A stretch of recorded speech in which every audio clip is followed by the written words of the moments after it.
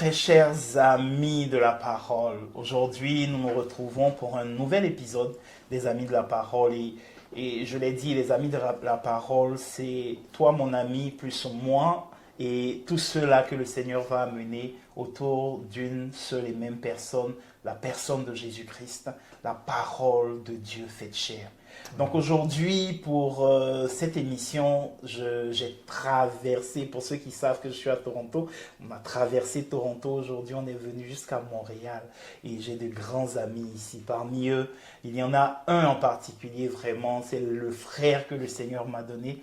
Donc je vous demande d'accueillir avec moi Pasteur Bob. Pasteur, vraiment, merci de me recevoir dans ta ville. Merci de m'accueillir sur ta chaîne. Et vraiment, c'est une joie, c'est un plaisir. Je me rappelle, tu étais passé en juillet à Toronto. Oui. Et jusqu'aujourd'hui, on parle de toi à Toronto. Hein.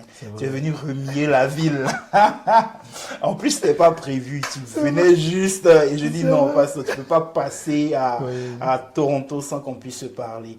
Donc, vraiment, je veux que ceux qui ne te connaissent pas peuvent juste te présenter, qui est Pasteur Bob, et vraiment, juste te présenter. Bonjour, premièrement, merci de m'accueillir sur la chaîne. C'est un plaisir immense quand tu m'as appelé. Comme tu sais qu'on est des frères, donc je lui ai dit, il m'a appelé, je viens d'arriver de Montréal, je lui ai dit, c'est où, c'est quand j'arrive. En plus, ce que tu dis, tu as fait un long voyage, là, un mois de voyage, tu es arrivé juste hier, et aujourd'hui tu es assis avec nous. Continue. Merci. Donc, mon nom est Bob, je suis pasteur à l'église Cross Point Nouvel Espoir. Je suis sous apôtre El Hadj Diallo et pasteur Nadia Nokoli. Donc, je suis à Marie. J'ai une femme qui s'appelle Nicole et j'ai 3 filles, 3 belles filles. Et en même temps, je suis entrepreneur. Donc, voici en résumé qui je suis. Ah oui, vraiment, je fais un gros coucou à ma prophétesse. Vraiment. La famille est en fire, vraiment. Merci. En tout cas, vraiment, aujourd'hui, tu es là. Je dis, bon, on a ce beau petit déjeuner là, on va manger. Hein, j'espère, elle est quelque part, mais j'espère qu'on va manger. C'est pour manger ou bien c'est juste... Non, on peut. Manger, ok, parfait. Donc, en plus de ça, il y a de la nourriture spirituelle. Amen. Je sais que tu as une parole et vraiment, je suis venu, je dis... Je t'ai même pas prévenu depuis longtemps. Hein. Je pense qu'il y a 2 jours, j'ai dit, Pasteur, je viens à Montréal, est-ce que tu peux me bénir? Et je sais que il y a sûrement une parole, quelque chose que nos amis qui suivent l'émission vont pouvoir bénéficier. Est-ce qu'il y a une parole pour nous? Est-ce que tu as une parole pour nous? Comme je dis souvent, je dis chaque prédicateur, il doit être prêt. En dedans et en dehors des saisons.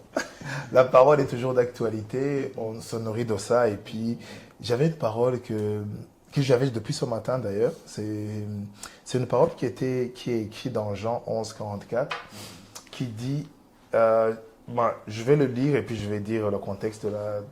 Il dit, et le mort sorti, les pieds et les mains liés, de bandes et le visage enveloppé d'un linge. Jésus leur dit, déliez-le et laissez-le aller. C'est une parole, dans le contexte, c'est Lazare. C'est quand Lazare est ressuscité, il y a eu un miracle extraordinaire. Et tout le monde se rappelle de ça. Il a été ressuscité à la 4e jour. Les gens dans la culture juive, c'était impossible que quelqu'un revienne à la vie après 4 jours. Parce qu'après 3 jours, c'était la mort subite. C'était fini, il n'y avait plus rien à faire. Mais après 4 jours, Jésus a fait ce qu'aucun homme ne pouvait pas faire. Et ce qui m'a touché parmi ce message, ce n'était pas le rôle de Jésus, c'était le rôle des humains. Ouais, je vois souvent qu'on a une approche émotionnelle de la Bible. On a une approche de dire que Jésus va venir, il va tout faire. Et on aime ça, de dire que c'est Jésus qui va tout faire. Et j'aime ça aussi, parce que quand on me dit c'est Jésus qui va tout faire, je vais dormir. Et puis là, je vois, il dit, quand Jésus est en train de faire ce que nous ne pouvons pas faire, il nous demande maintenant de faire ce que nous, on peut faire. Il dit, parce que la résurrection, c'est celui qui est capable de l'accomplir à ce moment-là. Quand il accomplit la résurrection, eux, maintenant, ils le demandent aux hommes de faire ce qu'ils peuvent faire. Donc, c'est ça qui m'a touché. J'ai dit, ok, donc, malgré le miracle, il y a un autre processus que nous, les hommes, on peut apporter, pas pour aider le miracle, mais notre part de responsabilité. C'est vrai, Jésus nous a sauvés. Mais en même temps, il nous dit, si vous acceptez, si vous me suivez, il y a toujours une condition qui dépend de nous. Jésus vient de faire un miracle extraordinaire, extraordinaire. Mais il demande aux humains, il dit, déliez-le. Il le demande aux humains. Et je me suis dit, mais pourquoi le miracle qu'il a fait, il ne pouvait pas juste faire un miracle jusqu'à ce que même les bandes tombent tout seuls et qu'ils se lèvent, ils courent. Il voulait qu'on participe. Quand tu regardes Genèse, c'est lui qui a créé tout animal. Mais il a dit à l'homme, donne les noms. Ce n'est pas parce qu'on participe à la création, mais il nous fait rentrer dans son royaume pour nous dire, voici. Et comment tu vas appeler ces choses? Et je vois qu'il appelle l'homme et il dit, déliez-le. Et les hommes commencent à faire ce qu'eux, ils pouvaient faire. Et ce que j'ai vu que ce qu'eux, ils ont fait, c'est eux qui l'avaient fait même auparavant. C'est eux qui l'ont lié. Et aujourd'hui, j'ai un message pour toi et moi. J'ai dit, il y a des choses qu'on s'est liées nous-mêmes. Il y a des obstacles qu'on a nous-mêmes montés. Exactement. Et il dit, déliez-le, parce que vous l'avez lié. Faites-le. Faites-le. Faites ce que vous avez fait auparavant. Mais faites-le à l'envers. Faites ce que vous avez fait pour enterrer. Mais faites pour la résurrection. Aïe, aïe, aïe, aïe, aïe. Donc, il veut qu'on fasse la même chose, mais maintenant pour donner la vie. Il veut qu'on utilise les mêmes mots, mais maintenant pour bénir. Parce qu'il a dit, si tu regardes dans Matthieu 18, il dit, ce que vous allez lier, il sera lié au ciel.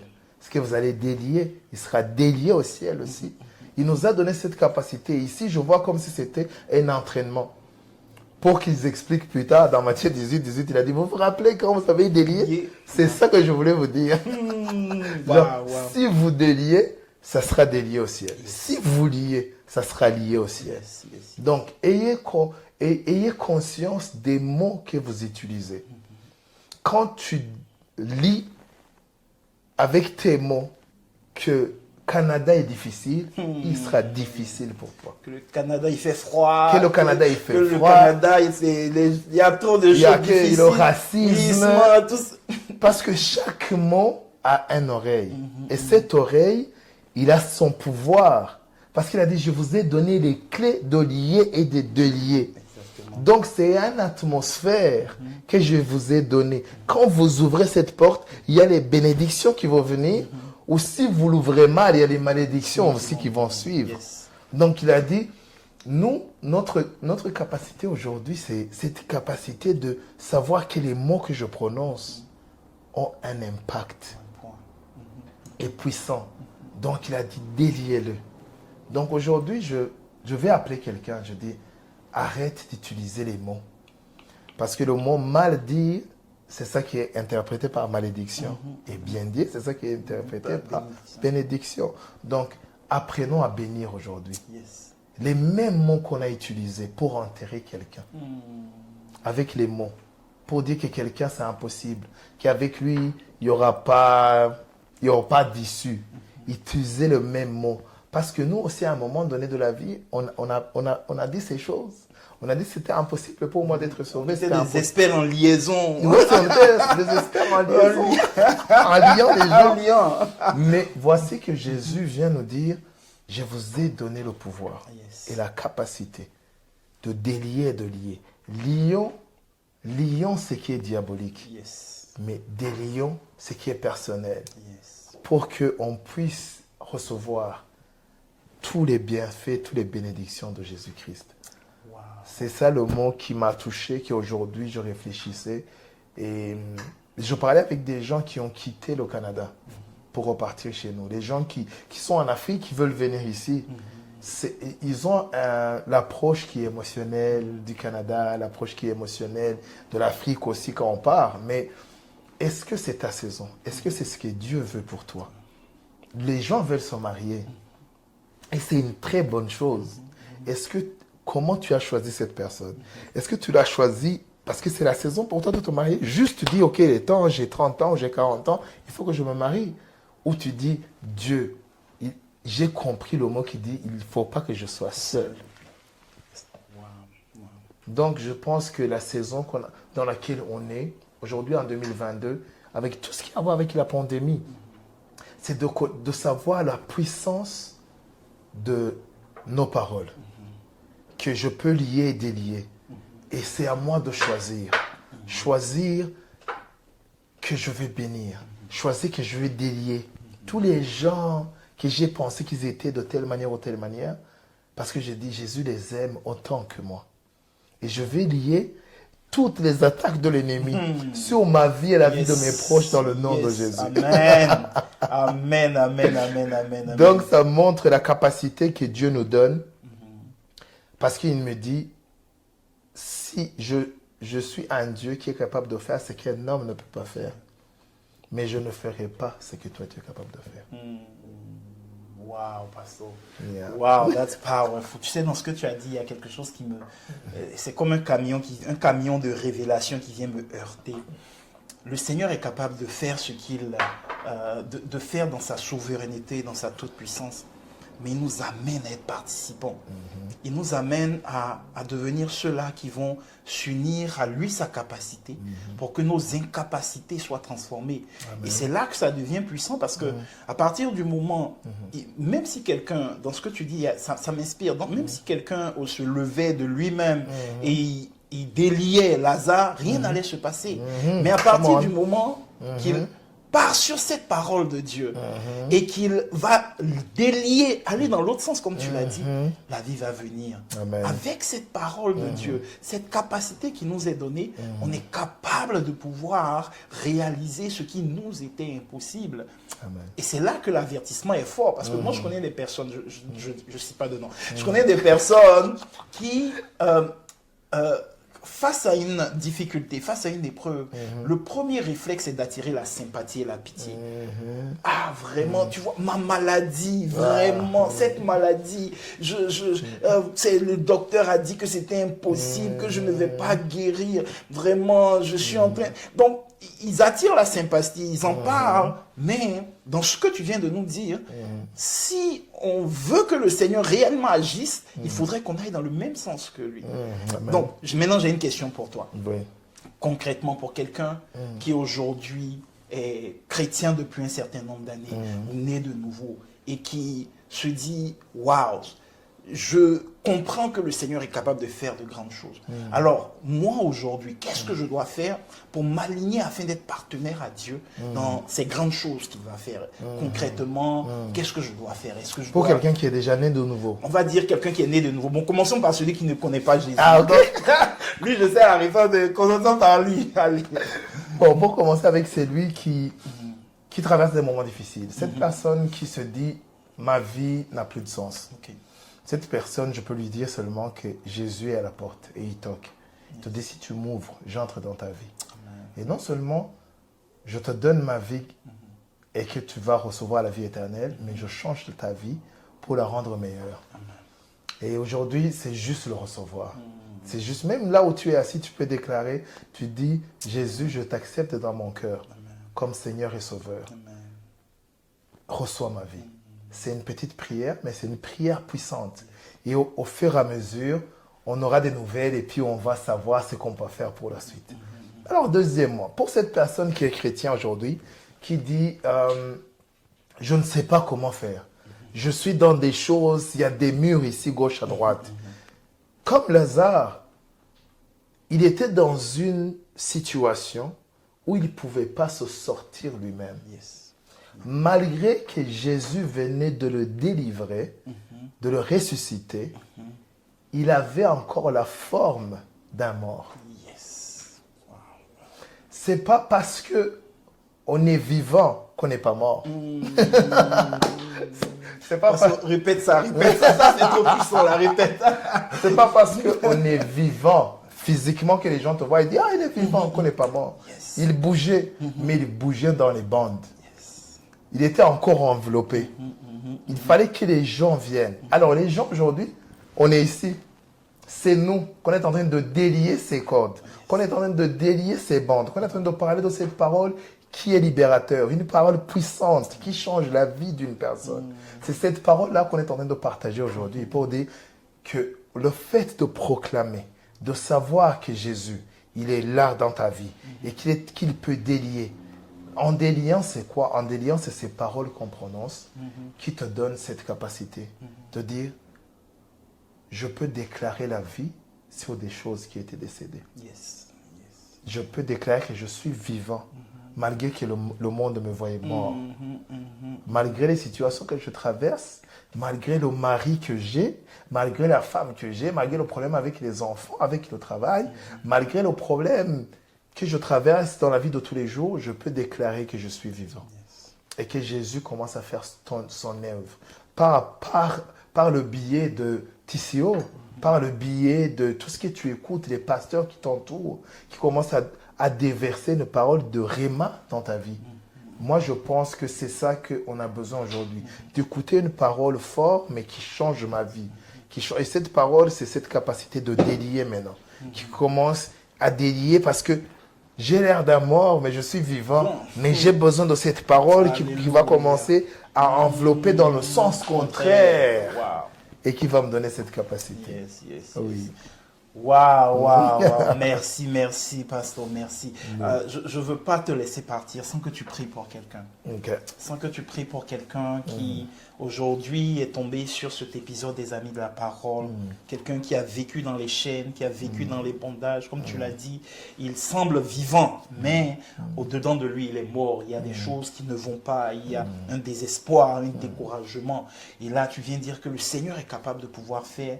Il est capable de pouvoir, au travers de cette parole-là, amener le surnaturel à devenir quelque chose d'opérationnel avec notre participation. Donc, je voudrais vraiment que tu puisses prier pour quelqu'un. Ça, c'est le Saint-Esprit qui a. Ouais, c'est le Saint-Esprit qui a.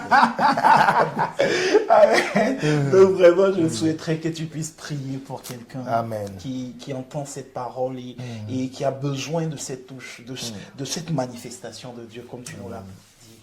Il y a une chanson qui dit que Dieu est capable de faire tout ce qu'il a promis qu'il fera. Amen. Et cette chanson me parle des fois quand que je suis dans un endroit où je n'ai pas les mots pour prier. Des fois, on met les chants de Dieu parce que les chants aussi, c'est une autre atmosphère qu'on ouvre et qui nous donne cette capacité de communiquer avec le Seigneur. Donc, je vais prier pour toi. Seigneur Dieu, nous venons devant toi. On vient de se rendre compte que tu es puissant. On vient de se rendre compte que tu nous as donné la capacité, le pouvoir et les clés d'ouvrir, de délier et de lier. Mais aujourd'hui, on est dans un impasse. On est dans des moments et des périodes difficiles de nos vies. Derrière, devant, nous, à côté, c'est juste des murs. Mais on sait que tu as la capacité de faire tomber ces murs. Mais aujourd'hui, je prends parole. Je dis que je commence à déclarer la vie. Parce que la foi, c'est la capacité de dire des choses que je ne vois pas, papa. Mais je déclare la vie qui vient de toi. Je déclare la guérison sur ma vie. Je déclare le changement sur mes problèmes. Je déclare la victoire sur ma vie. Je sais que tu es un Dieu qui est capable de faire. Mais je viens de savoir, je viens de connaître qu'aujourd'hui, il y a des choses que toi tu fais qui sont miraculeuses. Et aussi, tu me demandes de faire ma petite portion de la vie. Tu me dis de commencer à proclamer, de commencer à bénir au lieu de maudire. Je veux commencer à bénir, Seigneur. Je décide de changer les paroles qui sortent de ma bouche. Et je déclare la victoire sur ma vie et la vie des gens qui sortent de moi. Dans le nom puissant de Jésus-Christ. Amen. Amen. Merci beaucoup, pasteur. Merci de m'avoir invité. Merci. À Montréal, en tout cas, cela, je vais revenir là. Je dois prendre un autre puissant serviteur de Dieu tout à l'heure. Mais avant de clôturer cette émission, je voudrais juste donner une information. Nombreuses sont les personnes qui disent, mais où on peut voir TCO? TCO, c'est une application. Tu as ton téléphone, tu vas sur tco.tv, tu vas dans le App Store, tu tapes tco.tv, tu peux télécharger l'application, quel que soit ton téléphone. Tu as un Roku, tu as un Fire TV, tu as un Apple TV, peu importe le device, une télévision intelligente, tu peux avoir TCO. Tu vas simplement dans le magasin des applications, Tu tapes tco.tv et puis tu as accès à l'application. Donc encore merci. Que le Seigneur te bénisse. Merci d'avoir suivi cet épisode des Amis de la Parole. On se retrouve la semaine prochaine pour un autre épisode avec un autre homme de Dieu, avec une parole qui va venir donner la vie. Que le Seigneur te bénisse et que sa grâce soit avec toi. Merci et à très bientôt, mon ami. Amen. Merci, pasteur. Merci, pasteur. Merci de m'avoir.